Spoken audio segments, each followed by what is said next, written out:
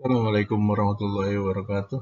Alhamdulillah, kita lanjutkan materi ekonomi manajerial untuk ringkasan materi pertemuan 11 tentang teori pertandingan, ada yang disebut juga teori permainan dan perilaku strategis.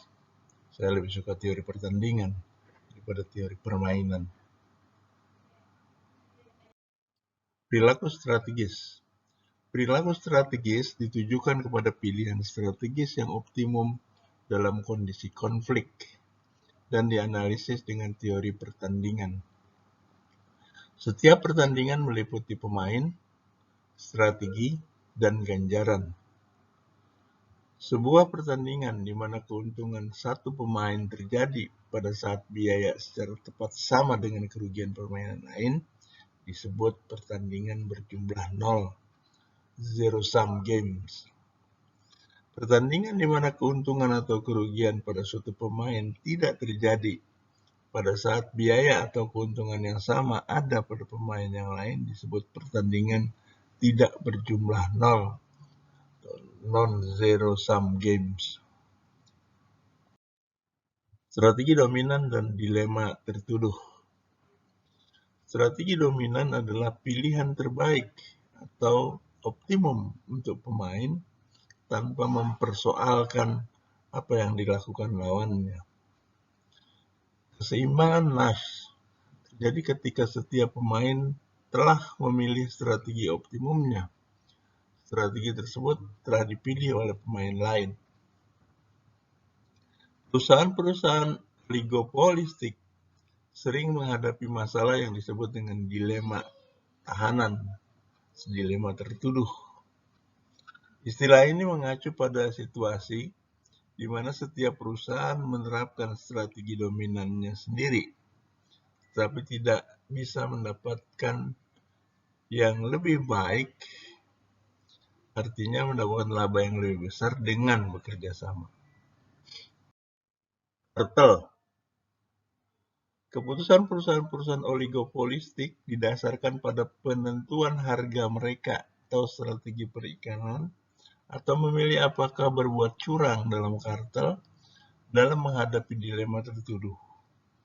Dalam kasus tersebut, kedua perusahaan akan untung jika mereka bergeser dari pertandingan yang tanpa kerjasama, non-cooperative game, menjadi pertandingan dengan kerjasama atau cooperative game. Strategi terbaik bagi pertandingan dilema tertuduh yang berulang-ulang atau yang terdiri atas beberapa langkah adalah tit for tat, yang mengacu kepada melakukan apa yang telah dilakukan oleh lawan kepada Anda. Seorang pemain harus menunjukkan komitmen untuk melaksanakan sebuah ancaman agar bisa mempunyai kredibilitas. Langkah strategis. Perusahaan oligopolistik sering melakukan langkah strategis. Langkah strategis adalah strategi di mana pemain membatasi perilakunya untuk membuat kredibilitas ancaman sehingga mendapat keunggulan kompetitif atas lawan. Perusahaan yang membuat ancaman harus komit untuk membawa perusahaan tersebut dari ancaman agar menjadi kredibel. Hal ini termasuk menerima laba yang lebih rendah atau pengembangan melebihi kapasitas. Pohon keputusan. Seperti juga perusahaan, sebuah negara bisa berperilaku strategis dengan memberikan proteksi atau memberikan subsidi bagi industri berteknologi tinggi untuk memperoleh keunggulan kompetitif atas negara lain.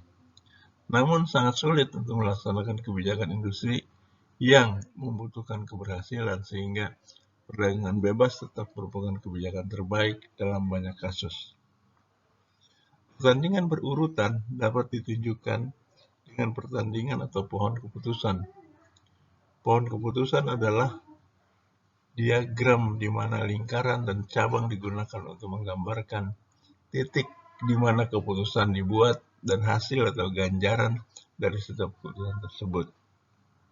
Demikian materi ringkasan untuk pertemuan ke-11. Terima kasih. Assalamualaikum warahmatullahi wabarakatuh.